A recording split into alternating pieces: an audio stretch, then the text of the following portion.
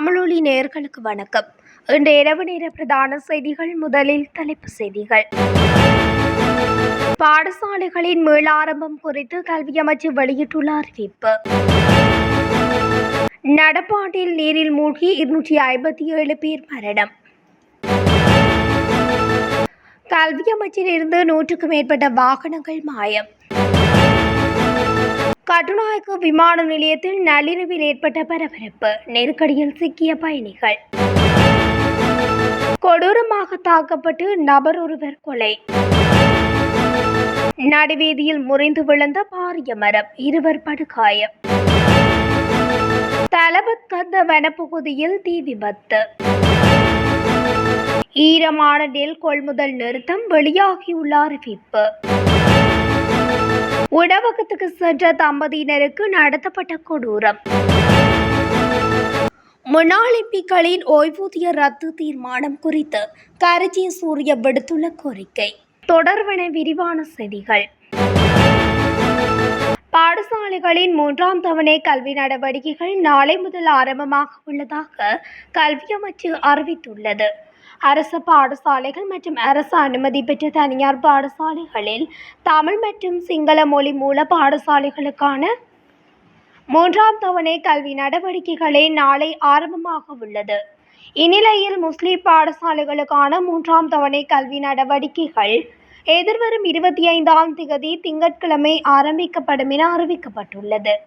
நாட்டில் உள்ள பாடசாலைகளின் 2ஆம் தவணை கல்வி நடவடிக்கைகள் கடந்த 7ஆம் தேதி நிறைவடைந்தன. இதன்படி 10 நாட்கள் விடுமுறையின் பின்னர் குறித்த பாடசாலைகளின் 3ஆம் தவணை கற்றல் நடவடிக்கைகள் நாளை ஆரம்பமாகும் என கல்வி அமைச்சு அறிவித்துள்ளது. 2025ஆம் ஆண்டில் இதுவரையான காலப்பகுதியில் நீரில் மூழ்கி 257 பேர் உயிரிழந்துள்ளதாக போலீசார் தெரிவித்தனர். உயிரிழந்தவர்களில் 37 பெண்கள் மற்றும் 220 ஆண்கள் உள்ளடங்குவதாக போலீஸ் ஊடகப் பிரிவு விடுத்துள்ள அறிக்கையில் தெரிவிக்கப்பட்டுள்ளது. இதற்கிடையே நீரில் மூழ்கி உயிருக்கு ஆபத்தான நிலையில் இதுவரை 102 பேர் மீட்கப்பட்டு உயிர் பிழைத்துள்ளனர். அவ்வாறு காப்பாற்றப்பட்டவர்களில் 69 உள்நாட்டவர்களும் 33 வெளிநாட்டு சுற்றுலா பயணிகளும் உள்ளடங்குவதாக தெரிய வந்துள்ளது. அவ்வாறு மீட்கப்பட்டவர்களில் பெரும்பாலானவர்கள் போலீஸ் உயிர்காக்கும் பிரிவினரால் மீட்கப்பட்டுள்ளதாகவும் போலீஸ் ஊடக பிரிவு தொடர்ந்தும் குறிப்பிட்டுள்ளது. கல்வி அமைச்சில் இருந்து 100க்கும் மேற்பட்ட வாகனங்கள் மாயமாகியுள்ளதாக அதிர்ச்சி தகவல் ஒன்று வெளியாகியுள்ளது. கல்வி அமைச்சின் செயலாளரின் பெயரில் இறக்குமதி செய்யப்பட்டு பதிவு செய்யப்பட்ட வாகனங்களே இவ்வாறு காணாமல் போயுள்ளதாக கொழும்பு தகவல்கள் தெரிவிக்கின்றன. தற்போதைய தகவல்களின் பிரகாரம் சுமார் 139 வரையான வாகனங்கள் இவ்வாறு மாயமாகி இருப்பதாக தெரிய வந்துள்ளது. தேசிய கணக்காய்வு திணைக்களம் கல்வி அமைச்சு தொடர்பில் வெளியிட்டுள்ள கணக்காய்வு அறிக்கையில் இந்த விவரங்கள் குறிப்பிடப்பட்டுள்ளது. இது தொடர்பான மேலதிக விவரங்களை பெற்றுக் கொள்வதற்காக கல்வி அமைச்சின் செயலாளரை தொடர்பு கொள்ள முயற்சித்த போதும் குறித்த முயற்சி பலனளிக்கவில்லை. கட்டுநாயக்க விமான நிலையத்தில் நேற்றிரவு ஏற்பட்ட அசௌகரிய நிலைமை காரணமாக பயணிகள் மத்தியில் குழப்ப நிலை ஏற்பட்டுள்ளதாக விமான நிலைய தகவல்கள் தெரிவிக்கின்றன. விமான நிலைய செக்-இன் கவுண்டர்கள் மற்றும் குடியேற்ற மையங்களில் நீண்ட வரிசைகள் காணப்பட்டதாகவும் பயணிகள் குற்றம் சுமத்தினர். இந்த நெருக்கடி காரணமாக சில பயணிகள் தமது விமானங்களை தவறவிட்டதாகவும் சுட்டிக்காட்டப்பட்டுள்ளது. குறிப்பிட்ட நேரத்தில் அதிகளவான விமானங்கள் பயணத்தை மேற்கொள்ள தயாராக இருந்த நிலையில் அதிகளவான பயணிகள் விமான நிலையத்துக்குள் வந்தமே இதற்கு காரணம் என தெரிவிக்கப்படுகின்றது. முறையான திட்டமிடல் இன்மையால் இந்த குழப்ப நிலை ஏற்பட்டதாக பயணிகள் குற்றம் சுமத்தினர். டெவலப்பட்டிய துணககா பகுதியில் தனிப்பட்ட தகராறு காரணமாக ஒருவர் அடித்து கொலை செய்யப்பட்டுள்ளதாக டெவலப்பட்டிய போலீசார் தெரிவித்தனர். கத்தி மற்றும் பொல்லுகளை கொண்டு 3 பேர் நடத்திய தாக்குதலில் குறித்த நபர் உயிரிழந்துள்ளதாக தெரிவிக்கப்படுகிறது. உயிரிழந்த நபர் மடம்பவே பகுதியைச் சேர்ந்த 46 வயதானவர் என தெரிய வந்துள்ளது.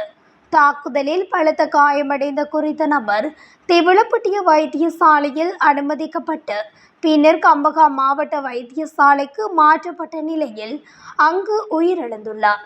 சம்பவத்துடன் தொடர்புடைய 3 சந்தேக நபர்களையும் கைது செய்ய திவளப்பட்டிய போலீசார் குழுவொன்றை நியமித்து மேலதிக விசாரணைகளை முன்னெடுத்துள்ளனர்.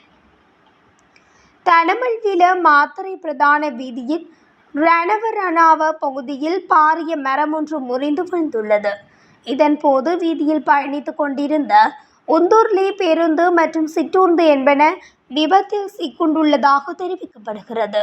இந்த விபத்தில் காயமடைந்த இருவர் தனமல்வில மருத்துவமனையில் அனுமதிக்கப்பட்ட நிலையில் அவர்களில் ஒருவர் மேலதிக சிகிச்சைக்காக ஹமாந்தோட்டை மருத்துவமனைக்கு மாற்றப்பட்டுள்ளார். சம்பவம் தொடர்பான மேலதிக விசாரணைகளை லுணகம்பிகர போலீசார் மேற்கொண்டு வருகின்றனர். ஹபரணி திருகோணமலை வீதியிலுள்ள தலபத் கந்த வனப்பகுதியில் ஏற்பட்ட தீ விபத்தில் கிட்டத்தட்ட 20 ஏக்கர் எரிந்துள்ளதாக தெரிவிக்கப்பட்டுள்ளது. இத்தீ விபத்து 121வது கிலோமீட்டர் தூர அருகே ஏற்பட்டுள்ளதாக போலீசார் தெரிவித்தனர். ஹபரணி வனத்துறையினர் போலீசார் மற்றும் இராணுவ வீரர்களுடன் இணைந்து தீயை கட்டுக்குள் கொண்டுவர நடவடிக்கை எடுத்துள்ளனர். ஈரமான நெல் கொள்முதல் இடைநிறுத்தப்பட்டுள்ளது. குறித்த தகவலை நெல் சந்தைப்படுத்தல் சபை வெளியிட்டுள்ளது. இந்த ஆண்டு சிறுபோகத்தில் இதுவரை 20,000 மெட்ரிக் டன்னுக்கும் அதிகமான நெல் கொள்முதல் செய்யப்பட்டுள்ளதாக சபை தெரிவித்துள்ளது. இதற்கிடையில் பொலனறுவை மற்றும் அனுராதபுரம் பகுதிகளில் நெல் அறுவடை ஏற்கனவே தொடங்கியுள்ளது. இதன்படி திறக்கக்கூடிய அனைத்து கிடங்குகளும் திறக்கப்பட்டு நெல் கொள்முதல் செய்யப்படும் என்று நெல் சந்தைப்படுத்தல் சபையின் தவிசாளர் தெரிவித்துள்ளார். கம்பகா துணககா கொடிகமுவ வீதியிலுள்ள உணவகம் ஒன்றில் ஏற்பட்ட மோதலில் படுகாயமடைந்த ஒருவர் கம்பகா பொது மருத்துவமனையில் அனுமதிக்கப்பட்ட பின்னர் உயிரிழந்துள்ளதாக தெரிவிக்கப்படுகிறது. இறந்தவர் இத்த கொதெல்ல பகுதியைச் சேர்ந்தவர் என தெரிவிக்கப்பட்டுள்ளது. சம்பவத்தில் இறந்தவர் தன் மனைவியுடன் உணவகத்துக்கு சென்றபோது உணவகத்தின் உரிமையாளரும் மேலும் 2 பேரும் தம்பதியினரை தாக்கியதாக முதற்கட்ட விசாரணையில் தெரிய வந்துள்ளது. காயமடைந்த மனைவி திபுளப்பட்டிய மருத்துவமனையில் சிகிச்சை பெற்று வருவதாக கூறப்படுகிறது. முன்னாள் நாடாளுமன்ற உறுப்பினர்களின் ஓய்வூதியத்தை ரத்து செய்வது தொடர்பான அரசாங்கத்தின் தீர்மானத்தை மீள்பரிசீலனை செய்யுமாறு முன்னாள் சபாநாயகர் கரஜி சூரிய கோரிக்கை விடுத்துள்ளார். முன்னாள் நாடாளுமன்ற உறுப்பினர்கள் ஒன்றியத்தின் தலைவர் என்ற வகையில் அவர் இந்த வேண்டுகோளை முன்வைத்துள்ளார். இது தொடர்பில் அவர் விடுத்துள்ள வேண்டுகோளில் தொடர்ந்தும் குறிப்பிட்டுள்ளதாவது: தற்போதைக்கு முன்னாள் நாடாளுமன்ற உறுப்பினர்கள் மற்றும் அவர்களது துணைவியர்கள் என்று 490 பேர் ஓய்வூதியம் பெற்று வருகின்றனர். அவர்களில் பெரும்பாலானவர்கள் குறித்த ஓய்வூதியத்தை கொண்டே தங்கள் வாழ்க்கை செலவுகளை சமாளித்துக் கொள்ள வேண்டிய அளவுக்கு வருமான பற்றாக்குறை எதிர்கொண்டுள்ளனர். மக்கள் பிரதிநிதிகளாக தெரிவான எல்லோருமே திருடர்களோ மோசடி பேர்வழிகளோ அல்ல. அவ்வாறான நிலையில் ஏராளமான பொருளாதார சிரமங்களுடன் வாழும் அவர்கள் தொடர்பில் கனிவுடன் பரிசீலனை செய்ய வேண்டும்.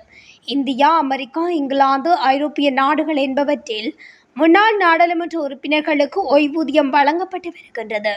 அவ்வாறான நிலையில் இலங்கையில் முன்னாள் நாடாளுமன்ற உறுப்பினர்களின் ஓய்வூதியத்தை ரத்து செய்யும் தீர்மானம் தொடர்பில் மீள்பரிசீலனை செய்யுமாறு அரசாங்கத்தை வேண்டிக் கொள்கின்றேன் என்றும் கரஜி சூரிய குறிப்பிட்டுள்ளார்.